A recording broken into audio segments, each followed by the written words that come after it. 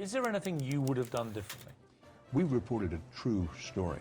Our colleague Brian Williams is back in Kuwait City tonight after a close call in the skies over Iraq. Controversial Supreme Court nominee Brett Kavanaugh and questions about Kavanaugh's drinking in the past. Sean Hannity, come on up, Sean Hannity. Today, Andrew Cuomo is having a moment. Hi, I am Chris Steyerwalt. And I'm Eliana Johnson. Welcome to Ink Stained Wretches, where we break down what's going wrong and what's going right with the American news media. Eliana Johnson, I am just back from a trip to Alabama where I talked to some very impressive, very encouraging young people at the University of Alabama who were there for. You back in Tuscaloosa? I was back in our old stomping grounds. Yes. And I was there for the American Enterprise Institute and talking to some very impressive. Every time, I'm sure you have the same experience. Every time I get to work with young people, I have more hope about the future. Right? I know it's a self-selected group, but I'm always impressed and come away feeling better about the future. You know, this is why we work well together, because you say you talk to young people and feel that way, and I maybe feel that way about like 5% of the young people I talk to, and the other 95%, I think, kids are so stupid and don't know anything. Well, Yeah. I was stupid. Yeah. I was stupid, and I didn't know anything. I'm sure.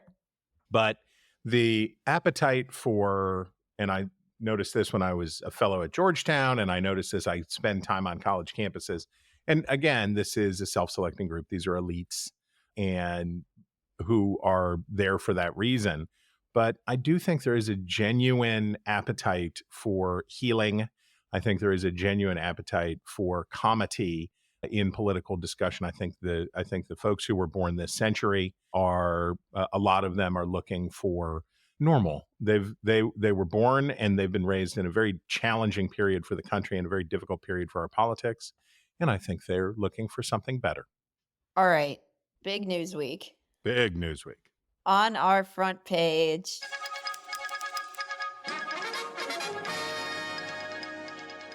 I think theme of this week was rebellions in newsrooms. Okay. And we talked last week about the essay in the Free Press by the NPR editor Uri Berliner saying the place has gone crazy over the past 10 years, part of which I liked and part of which I felt like the place has always been catering to white liberal elites. And sure, it's gotten worse over the past 10 years, but this has been in its DNA for a long time.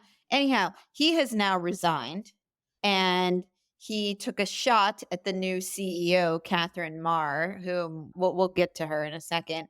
So he wrote, "I'm resigning from NPR, a great American institution where I have worked for 25 years. Berliner wrote in an email to CEO Katherine Maher, "I respect the integrity of my colleagues and wish for NPR to thrive and do important journalism, but I cannot work in a newsroom where I am disparaged by a new CEO whose divisive views confirm the very problems at NPR I cite in my Free Press essay." In a brief interview, he condemned a statement Maher issued Friday in which he suggested that he had questioned, quote, "whether our people are serving our mission with integrity based on little more than the recognition of their identity." She called that, quote, "profoundly disrespectful, hurtful, and demeaning." Berliner subsequently exchanged emails with Maher, but she did not address those comments. "It's been building up," Berliner said of his decision to resign, "and it became clear it was on today." I mean, I'm not at all surprised by this because I don't think it is sustainable to go out and slam your employer in a public forum, generate a bunch of news coverage about the fact that you slammed your employer in a public forum, and then stay on. So, not surprised. Two notes to NPR's credit before we get to the discredit. One is the coverage. So kudos to David Folkenflik, their media reporter, who has covered this in a forthright way. He's covered it. He didn't hide on this one, and he covered it. He talked to Berliner. He went through it, and NPR let him, and that's good. And also to NPR's credit, I would have fired this guy right? I would have said, "Oh, if you're that unhappy here, you should probably be someplace else." They suspended him for 5 days, and which is the barest slap on the wrist. And then he resigned. So I think that's to NPR's credit. To their discredit, what a preposterous person to hire as your new CEO. What a purely, regardless of viewpoint, right? Regardless of her viewpoint, what a preposterous person to hire as your CEO. Wait, we haven't gotten to the substance of what makes you say this. Should we back up and what makes me say this? So they hired her from Wikipedia or Wikimedia. And what she is the most kind of banal, tedious, virtue signaling goofus, an unserious person with but she's attractive. But with no background in journalism. She has no background in journalism.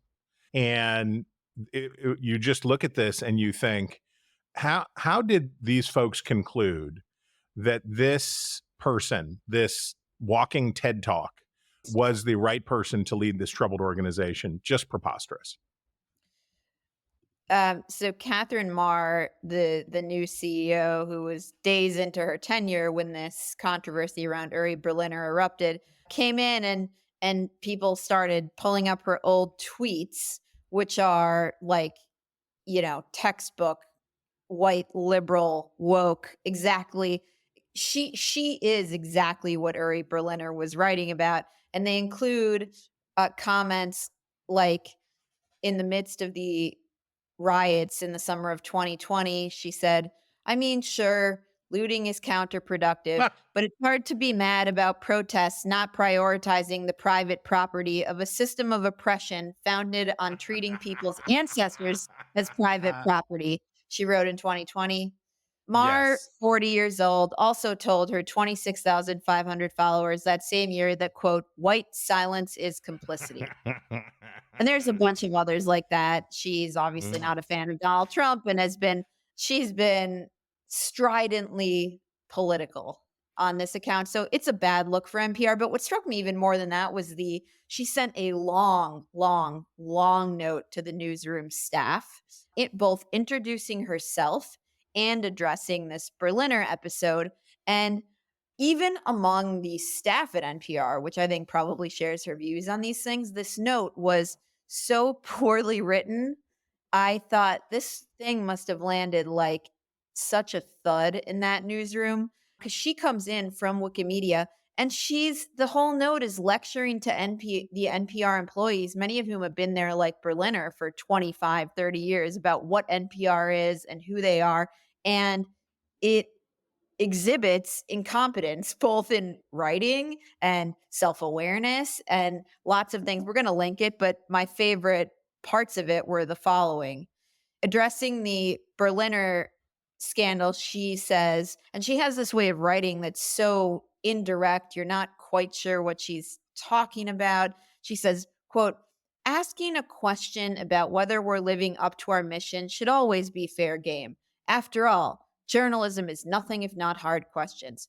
Questioning whether our people are serving our mission with integrity based on little more than the recognition of their identity is profoundly disrespectful, hurtful, and demeaning," which I don't actually know what that means. It means that nobody ever told her not to write in the passive voice. I think that's what that means. Questioning whether our people are serving our mission with integrity based on little more than the recognition of their identity is profoundly disrespectful. So anyways, don't know what that means, but that is how she addressed the Berliner thing. And then this made me laugh out loud. She wrote, "I once heard missions like ours described as asymptotic. We can see our destination and we strive for it, but might never fully meet it. The value is in the continued effort.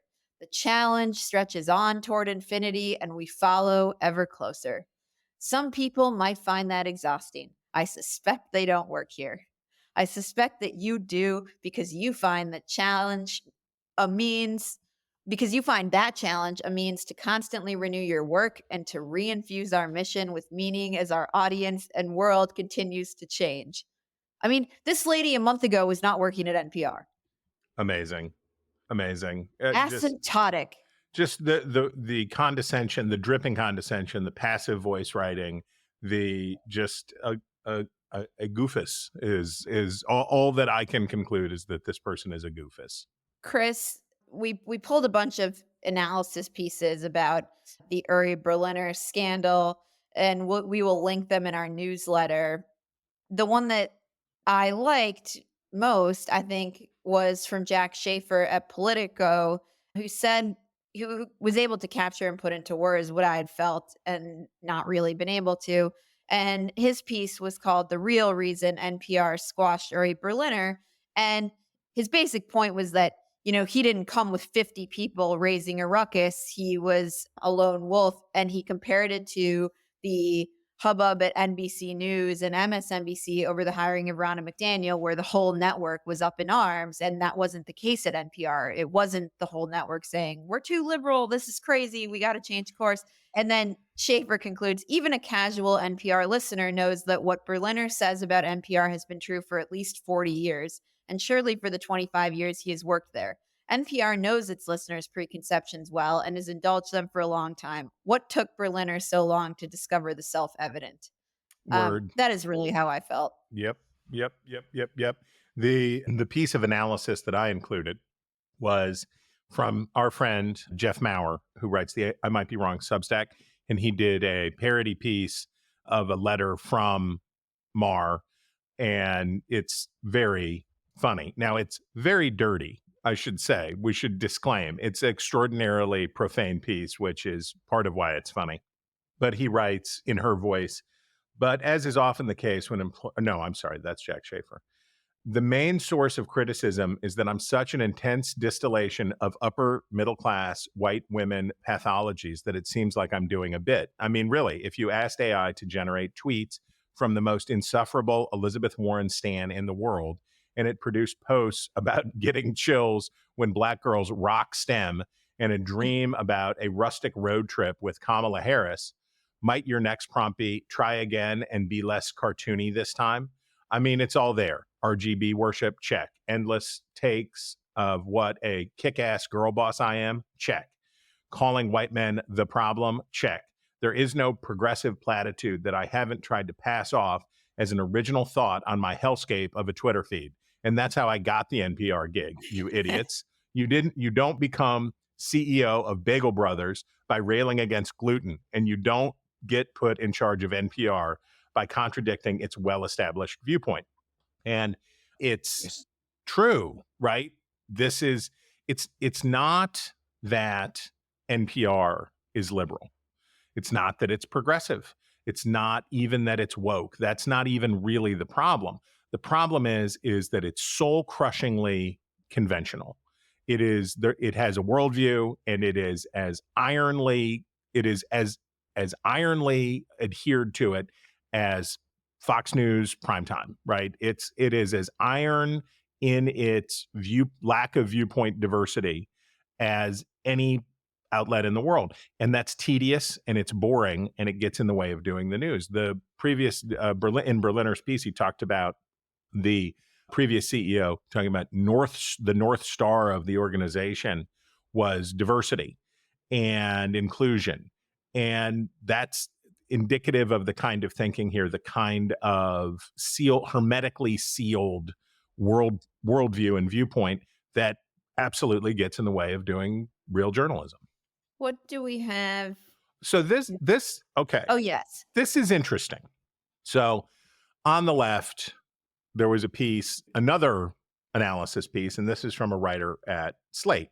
And the name of the writer is Alicia Montgomery, who is formerly of NPR, who worked at NPR, had some overlap with Berliner, has gone on to some other things.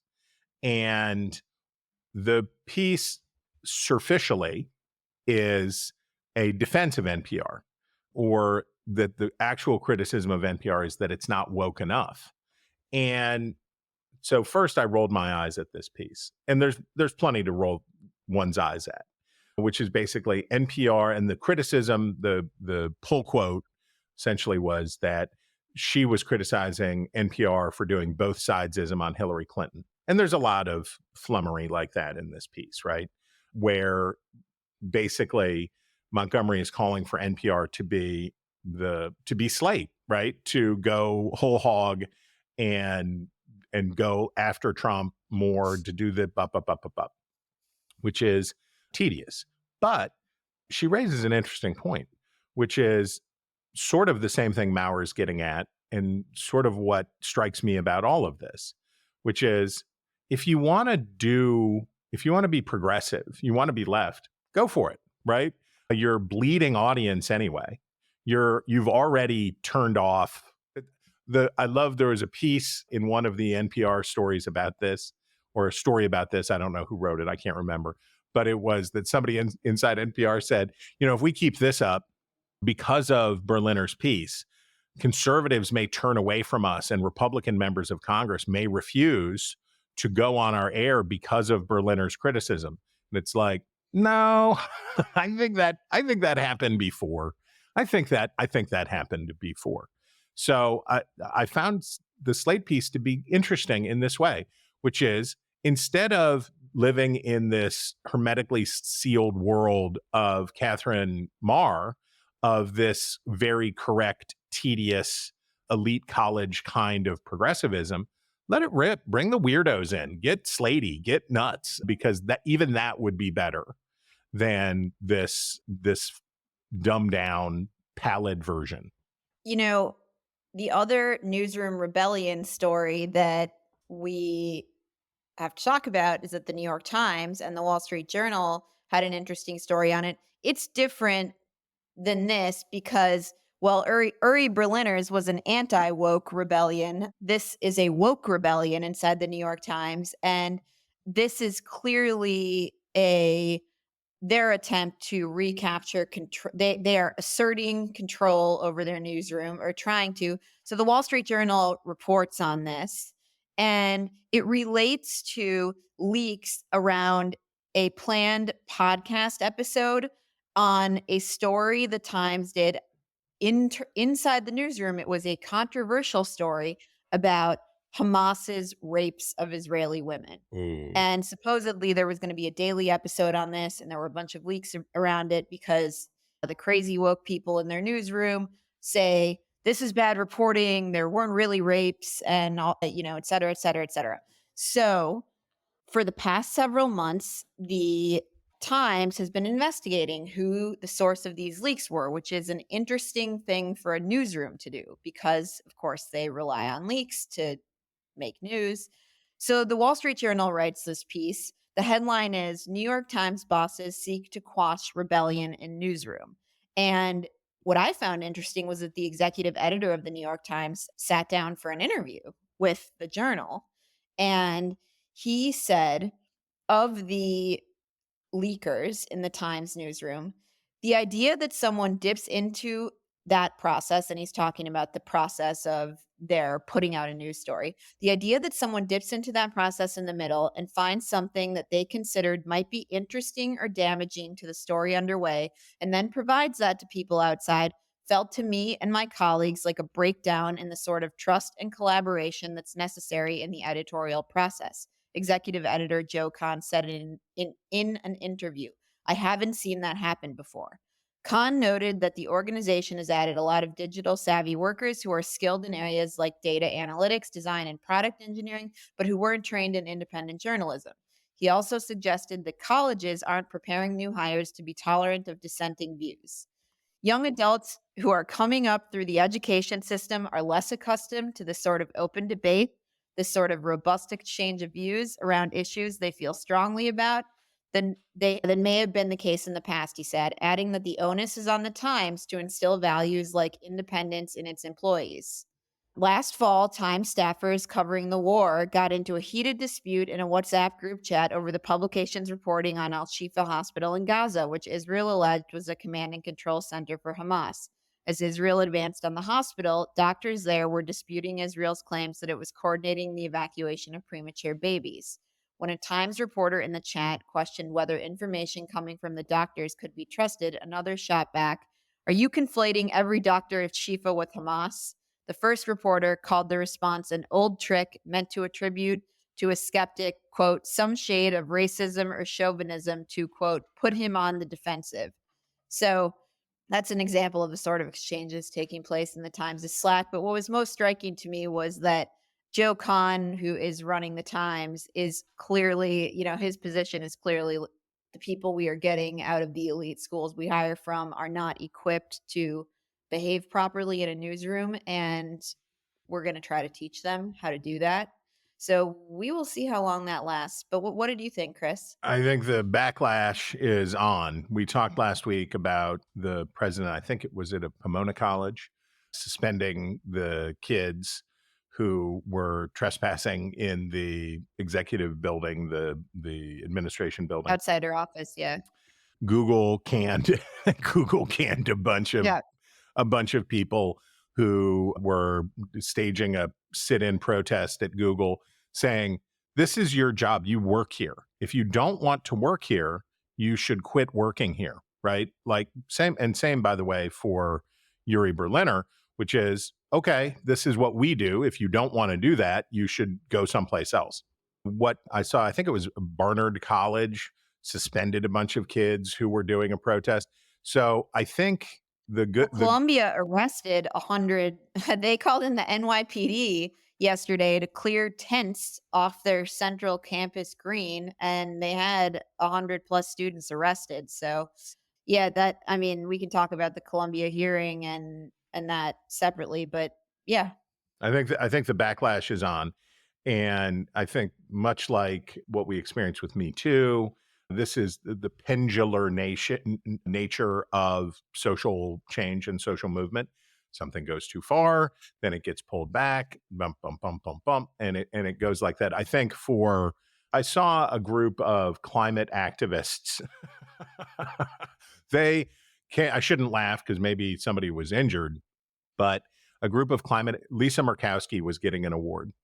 And a group of climate activists came in and smashed onto the stage and knocked people off stage. And it was the whole thing.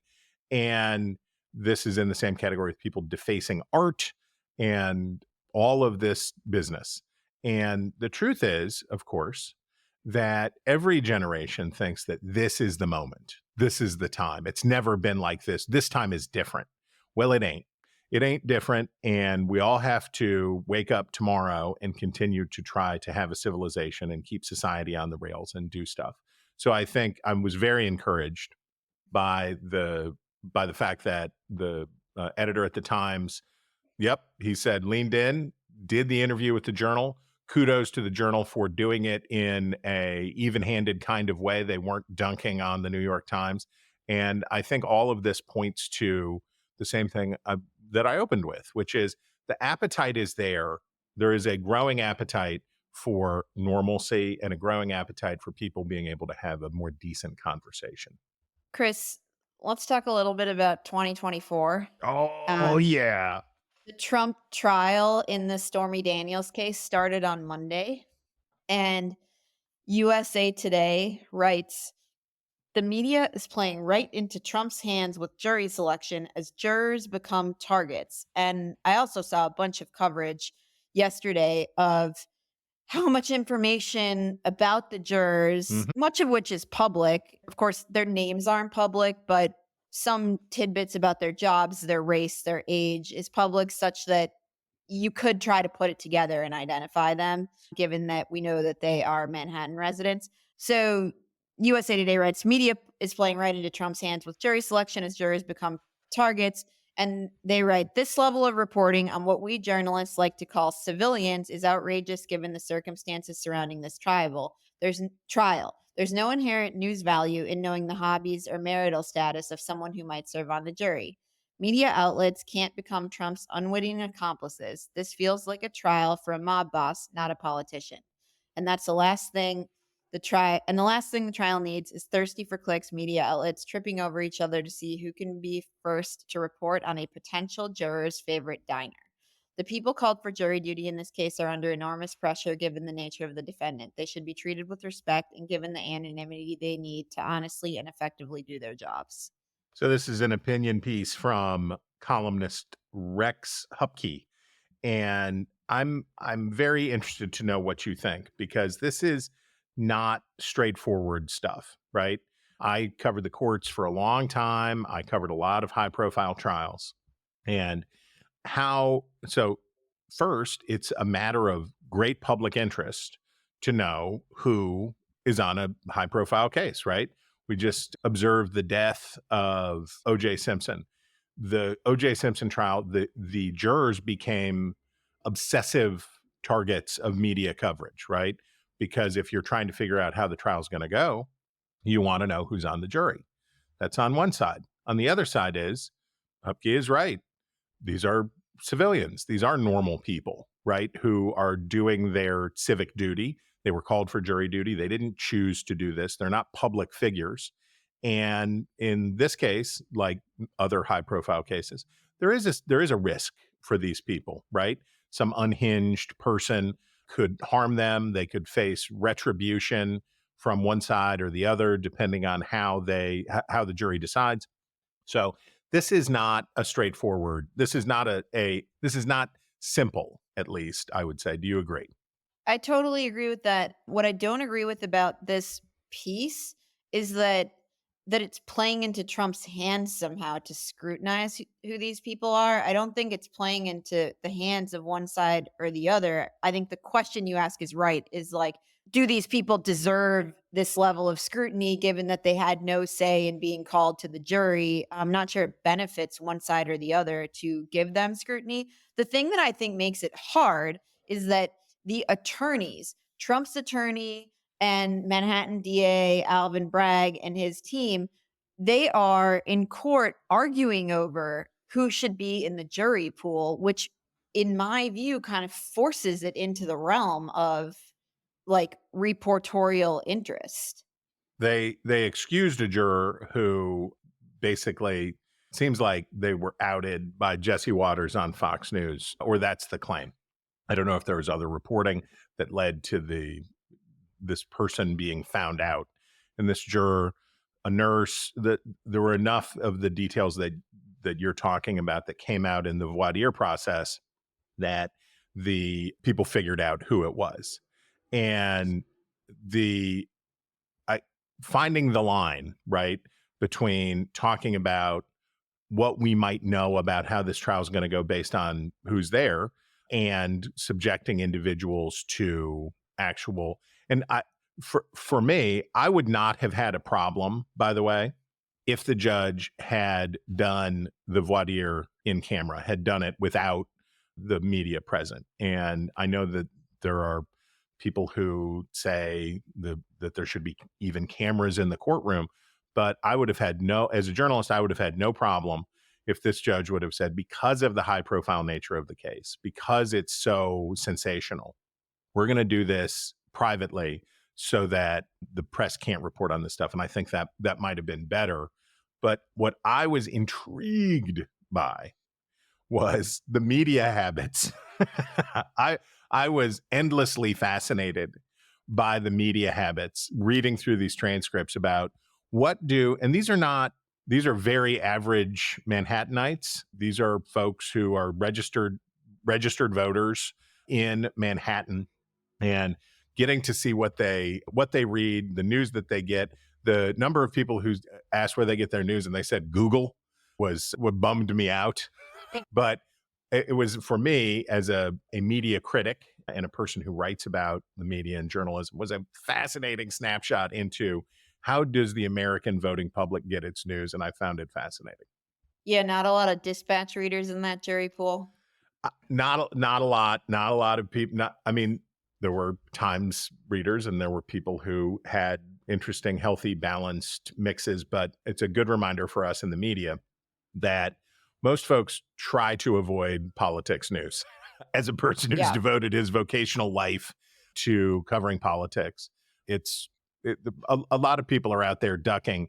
And this actually helps us to think about how elections go, because persuadable voters are the least engaged voters, or you could say it the other way around. The least engaged voters are the most persuadable. And the news is filtering down to them. They're not going to get it. The news is filtering down to them. But we did have my favorite jury response. It's so good. The repost king. Here is the back and forth, sir. They're talking The to them. transcript from the trial. Yes. And the guy says, So Trump's lawyer is asking them about how much they use social media. and last question for you. You talked about Twitter, that you had it for a minute and then didn't have it. How about the other two? Do you guys post things on social media, on Twitter, Facebook, and things like that? Prospective juror. I post pictures of my kids so that my father can see them. Beyond family? No. How about you, sir? Do you use any websites or any Facebook? Prospective juror. Well, I'm a repost king. So I'll see something that I thought was interesting and I'll repost it. I do the Google thing in YouTube. I can control what I watch and I can look at the thumbnails and decide if I'm going to watch it or not. Says the lawyer. That makes sense. It's so good. Fantastic. No notes. Amazing. All right, Chris, that brings us to our facile files. I was so amused by this New York Times Magazine piece. The Times Magazine had their Modern Love issue, and the piece is, "Can a sexless marriage be a happy one? Experts and couples are challenging the conventional wisdom that sex is essential to relationships." And this is all presented as like a novel experiment. The couples they talk to in the piece presented as such too. And the couple in the piece, Will and Rose, as much as Will grounds her, Rose feels that the familiar calm of their relationship also shuts her down sexually. You know, first people ever to have a boring marriage that like might not be the biggest turn on. They go months without sex, but they don't lack intimacy. They have a policy of never refusing a hug, something they instituted to resolve the minor disagreements that inevitably crop up in any relationship. They have also talked candidly about how, for her, the safe predictability of their marriage, the quality she loves about their lives together, dulls her sex drive. I mean, this is like tale as old as time, right? She knows that can be confusing, even frustrating for Will, but she doesn't like the idea of forcing herself to have sex. Rose's mother, now divorced, felt obligated to have sex with Rose's father once a week. That's not the kind of relationship Rose wants. Oh, I mean, look, no, keep going. Well, keep going. I mean- Keep going. The next graph is a facile amazement. like truly, the first dude who is frustrated by his wife who doesn't want to have sex. Many younger women, for instance, shaped in part by the Me Too movement, are engaging in intentional abstinence. There are trends on TikTok about going, quote, boy sober, a word coined by the comedian Hope Woodard, who says that taking a break from sex can be empowering for women who previously altered their desires to accommodate men. The digital feminist 4B movement, which originated in South Korea but is spread globally through social media, advocates a rejection of childbearing, as well as heterosexual dating, marriage, and sex. Platonic life partners, meanwhile, friends who commit to owning a home and even raising children together, insist that sex and romance are not necessary to lifelong unions. Not really sure how you end up with the kids, but oh man, I mean, this is so amazing. the facileness here is so epically epic. It's just amazing. The idea here that, as you point out, this is new, is preposterous. The idea that they tart this up as a cultural trend, right? So that, whoa, it was on the TikToks. There was something out of South Korea, blah, blah, blah, blah, blah. This is life, right? This is part of life. This is, as you say, from the very dawn of time, this is part of the human condition. And what's interesting here for me is that we went through this long period about female sexual empowerment, right? Where we said, oh yeah, Megan Thee Stallion, and it's about that, right? It's about that, and it's feminist for women to be very sexually aggressive or very sexually active. And now we get the piece that's like, actually, It's feminist for women to not be interested in sex, and it's like, how about let people be people? How about some people want to have a lot of sex, some people don't want to have a lot of sex, some marriages work with lots of sex, some marriages work with little sex, some so there have been sexless marriages for as long as there's been marriages. There's been oversexed people. It's just people, and needing to make it into a trend, make it into a TikTok, make it into something you heard from South Korea is preposterous and part of the flattening, leveling of groups, of demographic groups, and a demographic group as large and diverse as women, as more than half of the population is facile A++. This is totally random, and maybe people are here for random. I read a good book about this, actually. Very good book. And I'm sure a lot of our listeners will have read this book called Mating in Captivity by Esther Perel. And she like sums this whole thing up in a few sentences, which is basically that modern day marriage, like, it's impossible, what all these people describe, it's impossible to have safety and stability and excitement and novelty, like the things you want from sex, and that having them all together in a marriage, like, these things cut against each other. There's tension there. And so basically duh. But I highly recommend that book. It was great. And the upshot is basically that we ask too much of our marriages today. Like, one person cannot fulfill all these things. She's not saying like, oh, go have a polycule, but that of course these tensions are going to arise. The great Tyler Austin Harper, who writes for The Atlantic, I interviewed him a couple weeks ago for The Remnant, and he wrote a piece about the elite obsession with polyamory and what a fraud basically it is, and how miserable and tragic the story. There's a book that was at the center of a lot of this stuff, and how the book that was at the center of it is, if you read it honestly with clear eyes, it's a devastating account of what happened to a woman, right? And it's this tragic tale. But because of the need, the kind of, what's her name, Katherine Maher, Mm-hmm. the kind of dead-eyed, numbskull leveling, women are like this, all women are like this, all men are like that, white men are the problem, women should do this, women should be that way. Let people be people. Just chill out. What's next in our facile file? Well, I hate to pick on this piece. I really do. I really do, because there's truth in it. This is a New York Times opinion piece. One thing parents can control, and it's by Esau McCauley, a contributing opinion writer.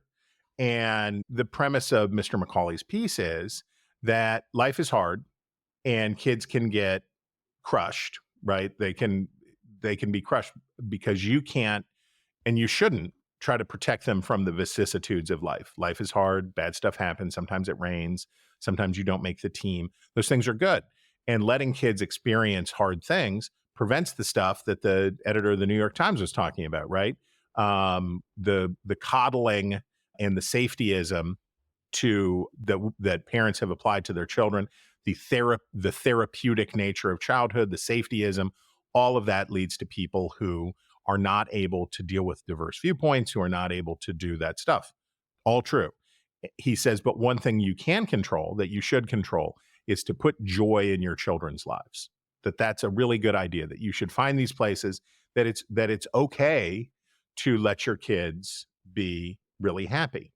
And he starts out with an account of his own childhood of difficulty and hardship in Huntsville, Alabama, and that stuff. So he establishes his bona fides as of the common stock, the hardworking good stock of the United States. And he lays that out there before, and he's also written a children's book, Andy Johnson and the March for Justice. He's an associate professor of New Testament and public theology at Wheaton College. But in this piece about telling people to put joy in their children's lives, he says the following: Since December, my family and I have been abroad, while I am on a research sabbatical in England. My 9-year-old son, Peter, a huge soccer fan, dreamed of seeing a Premier League match. He was persistent in the way that only elementary school children can be. He arrived in Britain, a Manchester City fan, but I couldn't get tickets. When I managed to secure 2 Tottenham Hotspur seats, he immediately switched allegiances. Watching Peter's eyes widen as he approached the stadium, joy emanating from his tiny frame, was like that first ray of light after a downpour. I hear you. I understand. I know where you're coming from. But as we would say in Appalachia, I don't know that I would have told that one. You're giving parents advice and you're talking about put joy in your children's lives. And your anecdote is, when I was abroad, what I did was took my children to a metric football game, and it was really great, and they really enjoyed it.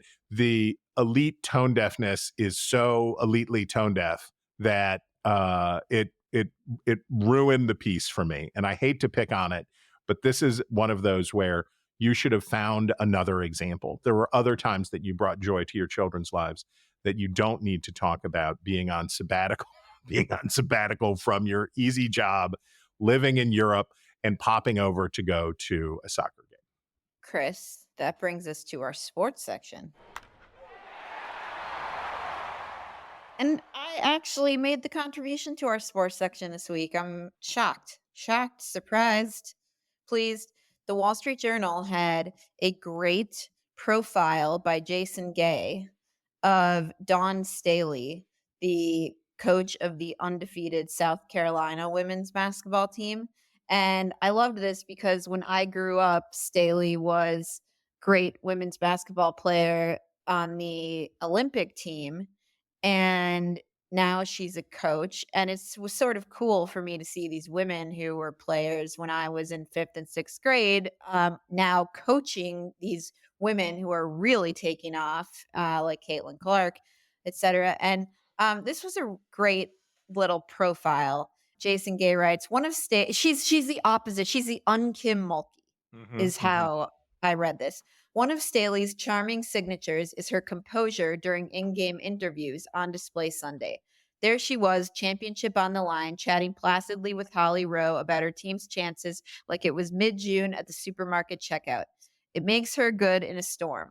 Staley showed it in March after a late-game fracas involving her team and LSU during the SEC tournament final. Staley took the microphone during South Carolina's celebration and immediately apologized for the nonsense. That's not who we are, and that's not what we're all about. She gracefully handled repetitive queries about Iowa's Caitlin Clark, whose brilliant final season became a national phenomenon, but occasionally seemed to render the Gamecocks invisible. And she said the following: Staley remained unreserved about Clark Sunday. I want to personally thank Caitlin Clark for lifting up our sport. She carried a heavy load for our sport, and it's not going to stop here. You're one of the goats of our game. Great profile. Great profile. Cool. I'm fascinated to find you becoming a women's basketball enthusiast. Oh, well, I was a huge basketball fan as a kid, and it is still my favorite sport.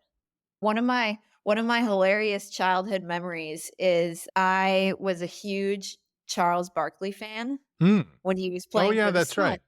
And my dad was taking my friend and me to a Suns Timberwolves game, and we had like front row seats or something really close. So we decided to make a sign, and we are coloring with purple permanent markers at my friend's house to make our sign. And we picked up the paper, and there was like a purple S on her wooden table that had like seeped through our sign. So that's still one of my favorite childhood memories.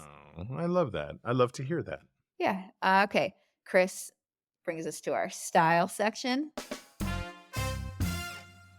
The New York Times had the Biden Guide to Dressing Younger, telling us how dapper Joe Biden is. Joe Biden is a dapper guy. He always has been. When he turned up decades ago for a first date with the woman who would become his wife and the country's first lady, her gut reaction was, this is never going to work, not in a million years. Dressed in a sports coat and loafers, Joe Biden was too dapper for someone who had previously gone out with men in t-shirts and clogs. The future president stuck to his style. It was one that sometimes skewed Gatsby, for which in 1974, Washingtonian magazine noted his penchant for pinstripe suits and tasseled loafers when citing him as one of the best dressed men in the Senate. So if you're interested in reading more about Joe Biden's style. The advice in here, whatever we think about the politics of this piece, which is by Guy Trebay, the advice is excellent. I commend this piece for dudes, particularly for older dudes. The piece is really good and its advice is really useful, whatever you think about Biden. Here's a graph. Bodies change as we age, said Keith Dorsett, the district manager of Jaime's Haberdashery, a venerable men's clothier in St. Paul, Minnesota. All but the fittest of men are bound to experience a degree of muscle loss across chest and shoulders as they age, along with a loss of flesh, across the back and postural shifts. The scale may insist that you weigh just what you did at 30. It cannot account for how some of those pounds turned into a muffin top.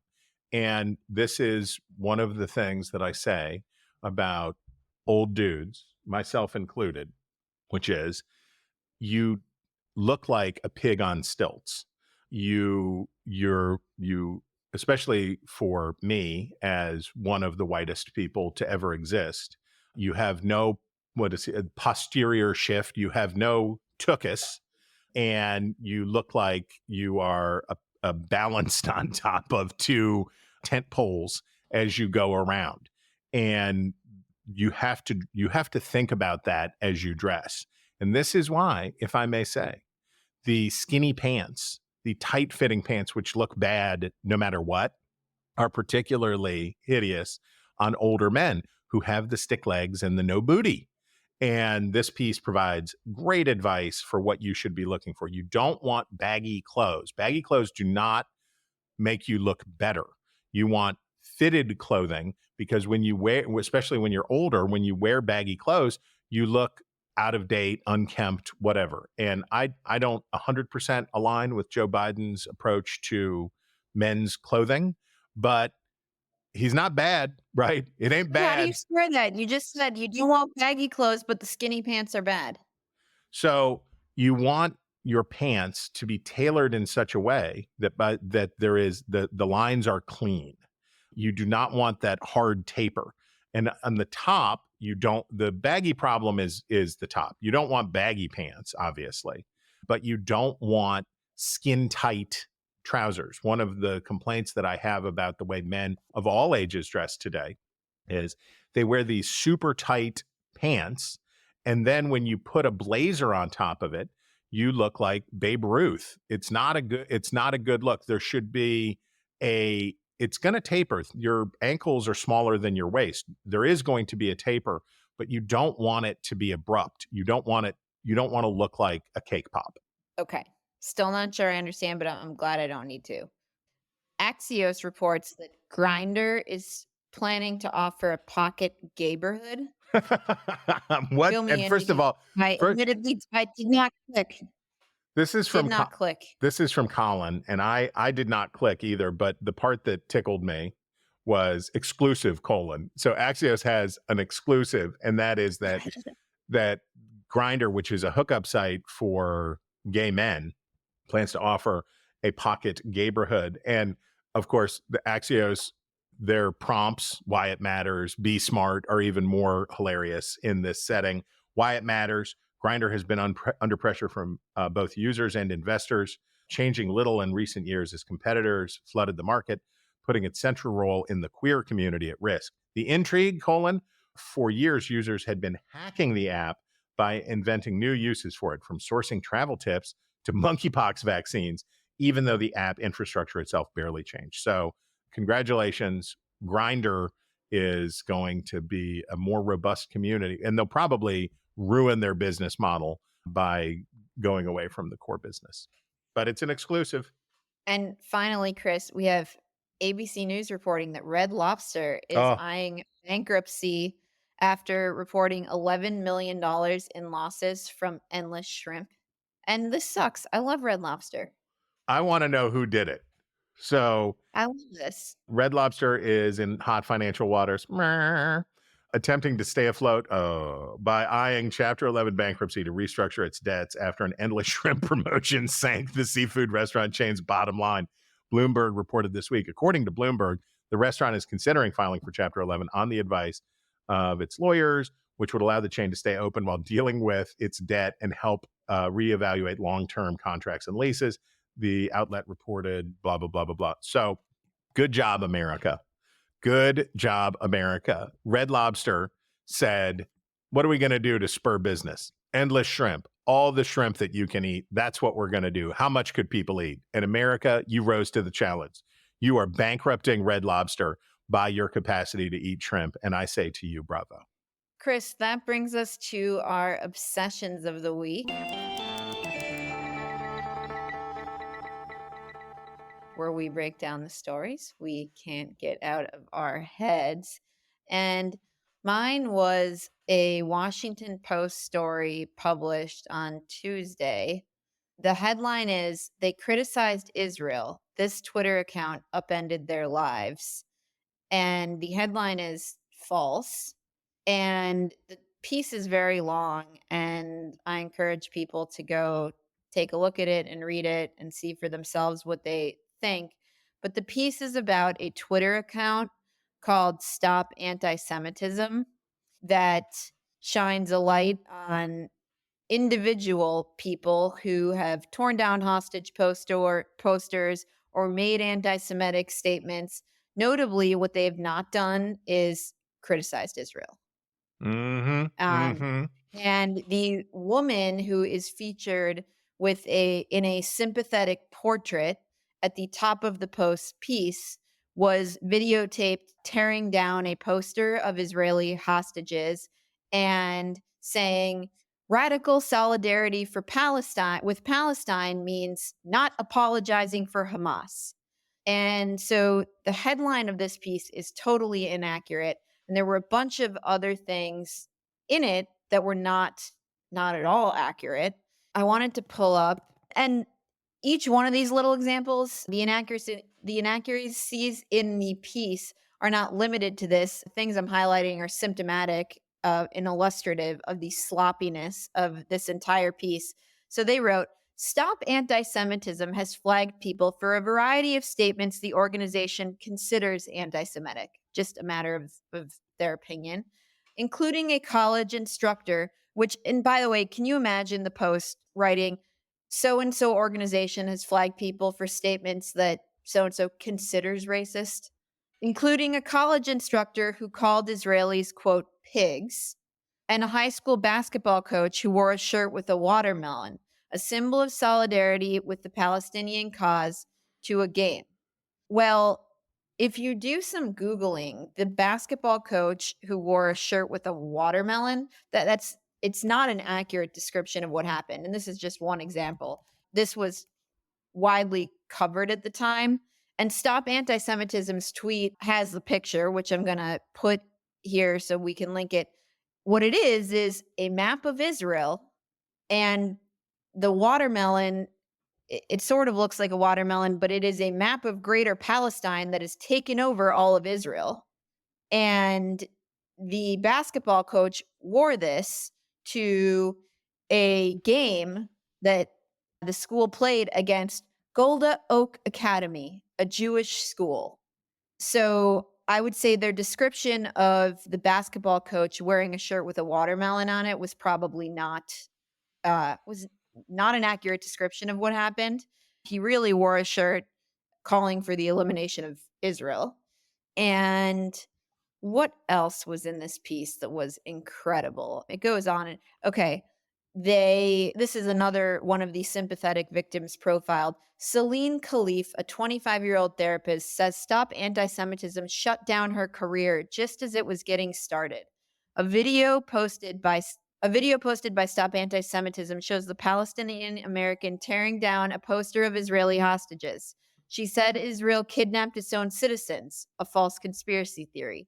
Khalif, who fled Lebanon after Israel bombed Beirut in 2006, told the Post that she was flustered and misspoke in the video.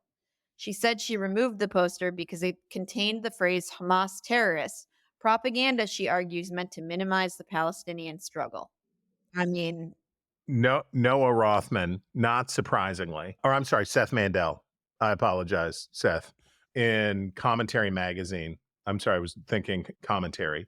Seth Mandel wrote a very specific, very effective limbing of this piece, and it's very good. And he nailed him and did the reporting to go back and find, okay, well, if we had really reported this piece out, what would we have found? And here are the facts.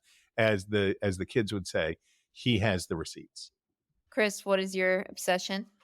My obsession broadly is how much good stuff has been in the Atlantic lately. There has been a ton of good and interesting stuff in the Atlantic, and this piece is no exception. It's Michael Powell, what the upper middle class left doesn't get about inflation. And he goes through the modern Democratic Party and liberalism itself is to a substantial extent a bastion of college-educated upper middle class professionals, people for whom Biden-era inflation is unpleasant but rarely calamitous. Poor, working class, and lower middle class people experience a different reality. They carry the searing memories of the Great Recession and its foreclosure crisis, when millions of American households lost their home. A large number of these Americans worked in person during the dolorous early days of the pandemic and saw its toll up close. And since 2019, they've weathered 20% inflation and now rising interest rates, which means they've lost more than a fifth of their purchasing power. Tell these Americans that the economy is humming, that median wage growth has nudged ahead of the core inflation rate, and that everything's grand, and you're likely to see a roll of the eyes. And Powell goes through, he looks at Paul Krugman as just one of the worst offenders, as always, one of the worst offenders on this. And he chronicles the sort of demeaning tone that many on the left have taken about this stuff, that what's about vibes. The economy is good, but it's a vibe. It's a vibe session. The people they don't know how good they have it. And Powell goes to the trouble to really point out, and something we've talked about before, I reiterate, who are the first people to feel inflation? The working poor. Who are the last people to stop feeling inflation? The working poor. It's obvious, because they don't have as much disposable income. They don't have the cushion.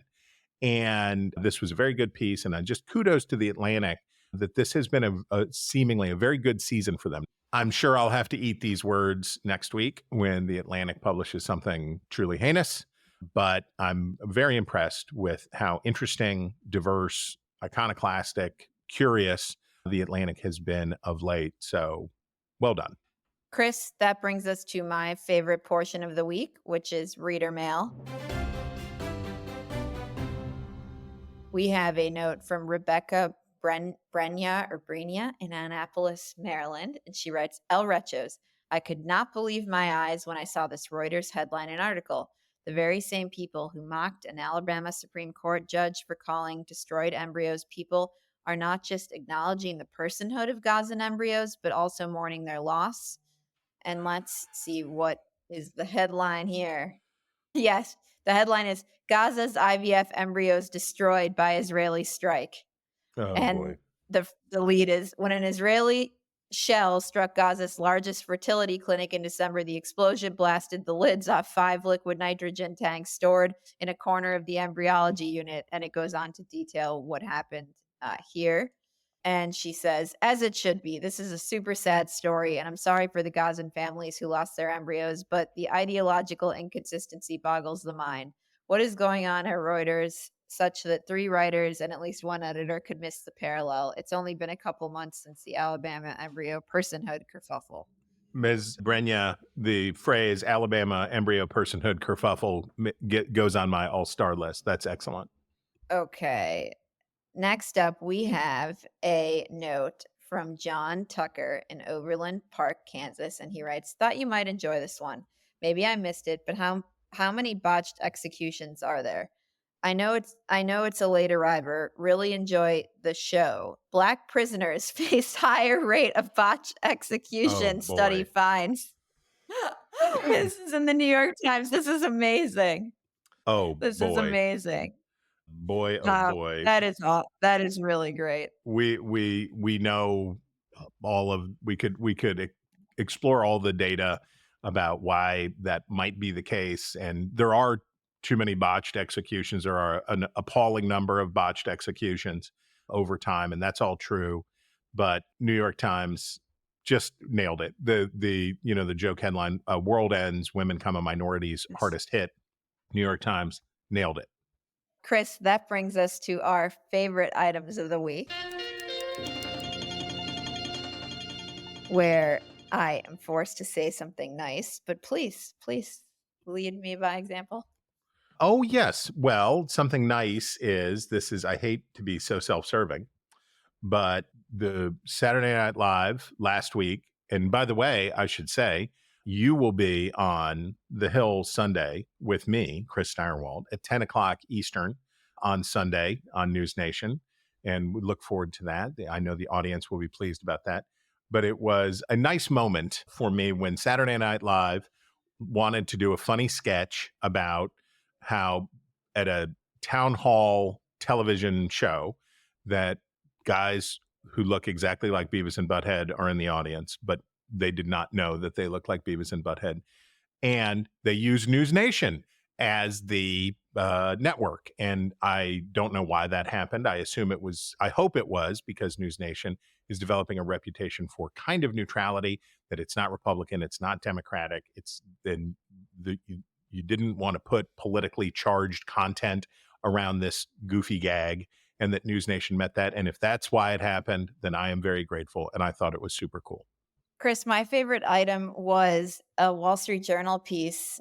The headline is "A Day in the Life of a Walmart Manager Who Makes $240,000 a Year." It was so good.